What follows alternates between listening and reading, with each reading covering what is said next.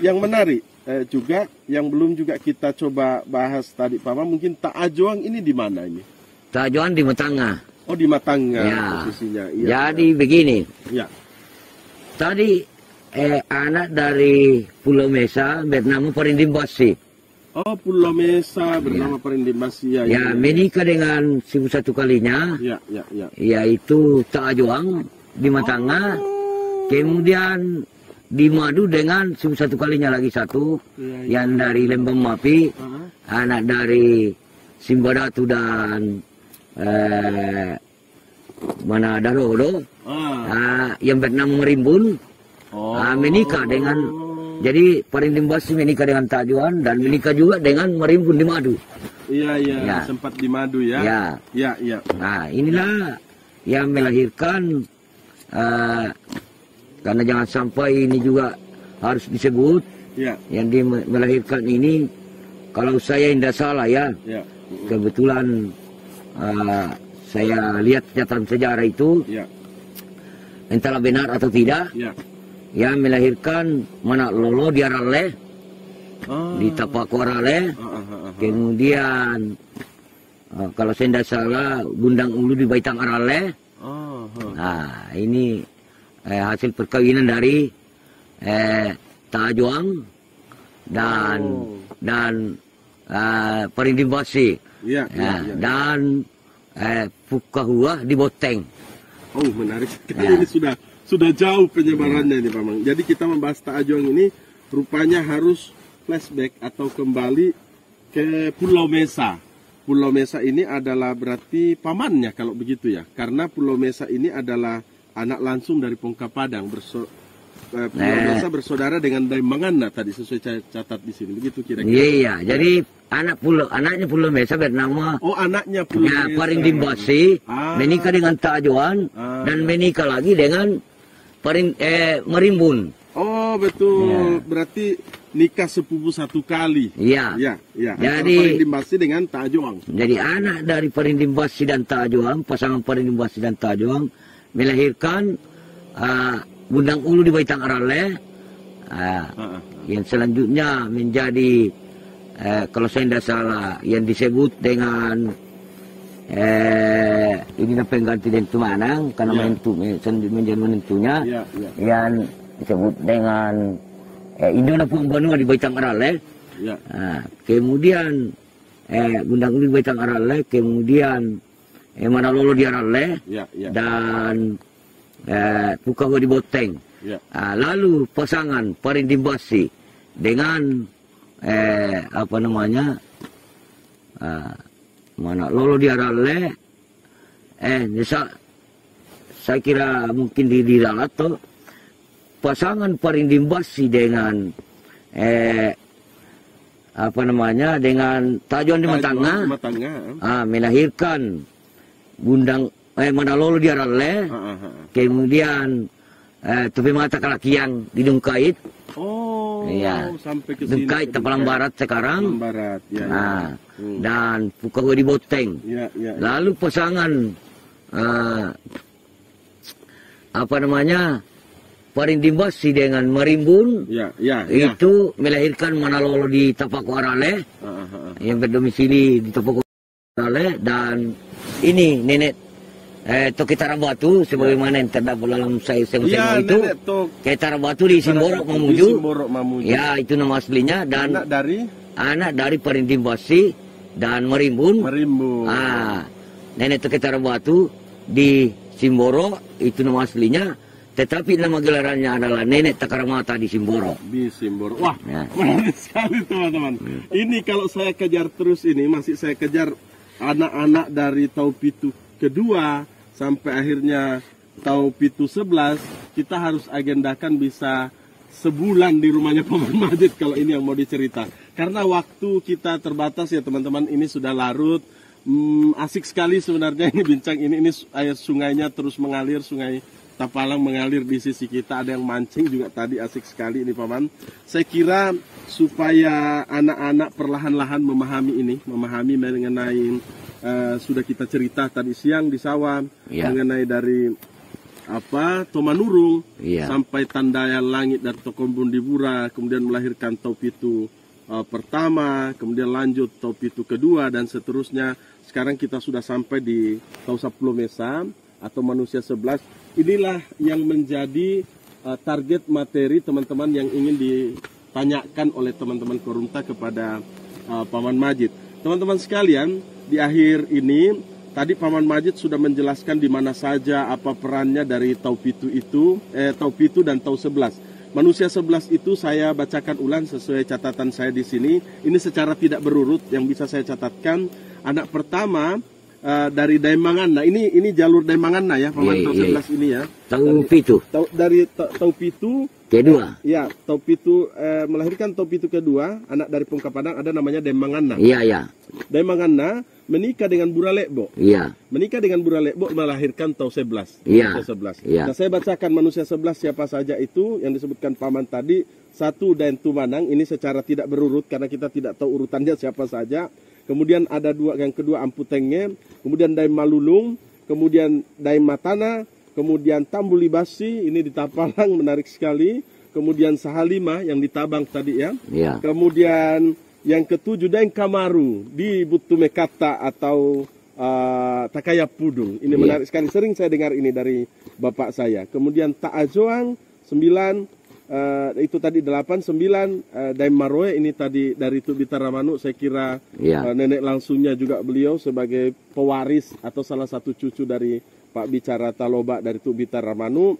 Kemudian Make Daeng ini yang kemudian masuk di Mamuju. Dan yang terakhir 11 ada Talabina yang masuk di Lohe atau Kalumpang. Teman-teman sekalian, ini kalau saya minta nenek Paman Majid bercerita terus, ini nggak selesai kita. Kita harus menyimpan save waktu, kita akan datang lagi belajar sama beliau. Nanti saya akan kasih kesempatan terakhir nanti beliau bicara. Sebelum ke situ yang menarik teman-teman ya, betapa Paman Majid ini menyimpan banyak sekali pengetahuan dan kalau kita korek terus nggak akan selesai. Yang menarik yang kita pelajari juga dari beliau adalah kemampuan beliau menyimpan sekian banyak informasi dari tradisi tutur atau tadi istilah beliau tulak nenek. Ini kemampuannya. Dan kalau beliau coba perhatikan tadi, begitu beliau diminta bercerita, itu seperti dia punya antena dengan langit, langsung nyambung dan diceritakan secara terus menerus. Itu tidak selesai. Ini menarik. Kalau saya tidak stop, bisa sebulan kita di sini tidak pulang-pulang. Tapi nggak apa-apa, teman-teman sekalian, saya akan kasih kesempatan teman-teman mohon menyimak Paman Majid untuk menceritakan atau apa yang ingin disampaikan di bagian-bagian akhir dari obrolan kita ini karena waktu terbatas. Silakan Paman, apa yang ingin dikomentari lagi, catatan-catatan mengenai nenek Pitu pertama, nenek Pitu kedua, dan nenek 11 ini. Silakan saja. Saya ingin menjelaskan pada obrolan terakhir ini, generasi Tomanurung inilah yang terbagi-bagi di menempati permukaan Pulau Sulawesi ini, suku Mandar yang berasal dari kata Sipamandai. Sipamandai. Iya. Artinya Mandar ini muncul setelah fase manusia ketujuh pertama itu ya, Paman ya? Atau manusia ketujuh kedua? Manusia 11. Oh, dia mulai muncul di manusia 11 ya, itu ya? Karena manusia 11 ini adalah nenek moyangnya orang Mandar. Ya. Ya kan tadi betul, memang tadi kita menyebut misalnya Daim Malulung yang kemudian masuk ke Pambuang, masuk ke Sanggana, ya kan anak cucunya gitu loh maksudnya. Ini menarik. Ya, itulah yang kemudian inilah cikal bakal Mandar Raya ya. Kira-kira begitu Paman. Menarik sekali. Masih ada Paman yang ingin disampaikan di komentar? Masih mungkin pesan-pesan bagi generasi muda untuk apa, mudah-mudahan ini mereka bisa terima, bisa dilestarikan dan seterusnya. Ya, jadi saya berikan pesan-pesan kepada generasi muda yang akan datang. Itu menurut pesan leluhur bahwa karena nanti pertemuan selanjutnya baru kita jelaskan apa itu musuh Tolohe di abad 12 Masehi. Atau perlukah dijelaskan sedikit? Mungkin di lain waktu kita jadwalkan lagi Paman, supaya tidak larut dan teman-teman juga bisa memahami sedikit-sedikit. Kalau langsung banyak, nanti saya tidak sanggup ini kalau langsung memahami semua. Jadi saya pesan kepada kita semua, kepada anak generasi akan datang ini, supaya kita ini di Pulau Sulawesi ini selalu berbuat baik di atasnya. Ini di atas tanah Sulawesi. Di atas mari tanah. Kita melakukan kebaikan yang kebaikan, supaya dampaknya nanti akan baik juga kepada kita pulau ini. Wah, amin ya rabbal alamin. Artinya semua generasi-generasi yang ada di pulau ini mendapat berkah dari Allah Subhanahu wa taala. Kemudian nenek moyangnya tadi merestui merestui kita semua. Dapat kehidupan yang baik, lebih baik lebih baik lagi. Amin ya rabbal alamin. Terutama provinsi Sulawesi Barat. Terutama di provinsi Sulawesi Barat ini. Wah, karena di Sulawesi Barat ini kalau dulu disebut Mandar. Mandar. Sebelumnya Mandar disebut Kondo Sepata Uai Sepalelean. Sesudah itu baru dikenal Pitu Ulun Nasalu Pitu Bapana Minanga. Wah, ini juga akan menarik kita bincang kapan-kapan Paman. Ini panjang sekali. Oke, baik teman-teman sekalian. Ini menarik seperti yang saya katakan tadi. Kalau Paman Majid akan kita tanya terus 1 bulan juga tidak akan selesai. Pengetahuan yang begitu lengkap, yang begitu tebal di kepala beliau, yang tidak pernah ada habisnya, yang sudah merekam semua cerita ini sejak beliau lahir, karena lahir dari darah atau turunan Pak Bicara, sehingga sangat lekat banyak cerita di kepala beliau, dan ini tidak akan ada habisnya. Lain waktu kita akan jadwal kembali, kapan kita datang. Kita masih banyak yang belum kita cerita, bagaimana sesama saudara sepupu-sepupuan tadi, manusia Pitu pertama dan manusia kedua, terjadi kawin-mawin, belum lagi manusia 11, sampai akhirnya fase Mandar tadi, kemudian fase Pitu Bapana Winanga, Pitu Ulun Nasalu, masih sangat tebal yang akan kita cerita, tapi kita akhiri dulu sampai di sini supaya kita punya energi untuk kembali lagi kemari. Paman Majid, ini terima kasih sekali, luar biasa cerita malam ini. Mohon izin saya akan upload ini di channel Dengbustan dan Korunta untuk disampaikan ke halayak ramai supaya menjadi verba valen scripta manen istilahnya. Jadi pengekalan pengetahuan untuk generasi kita. Mudah-mudahan ini bisa ditonton, dipelajari oleh generasi kita yang akan datang. Teman-teman sekalian, malam ini kita tutup bersama nyantrek atau miandang guru kafilah Korunta dan Korunta di kediaman Paman Majid. Di belakang rumah beliau ada sungai sebagus ini, Sungai Tapalang, enak sekali untuk camping. Kami sangat enjoy. Mohon maaf Paman sudah merepotkan selama 2 hari ini, merepotkan masuk ke kebun, lihat ini dan itu, merepotkan tante di rumah dan keluarga. Tapi insya Allah kami semua berdoa, mudah-mudahan Paman Majid sehat selalu, disehatkan oleh Allah Subhanahu wa taala bersama dengan keluarga. Kemudian karirnya Paman sebagai guru kemarin juga saya sudah ceritakan, tetap terus dalam lindungan Allah, terus bermanfaat, sehat selalu Paman. Generasi muda Sulawesi Barat, generasi muda Indonesia membutuhkan masih banyak ilmu dari Paman Majid. Alhamdulillah, amin ya rabbal alamin. Demikian teman-teman. Selanjutnya saya titip salam kepada semua keluarga yang ada di Mekata dan yang ada di Malunda.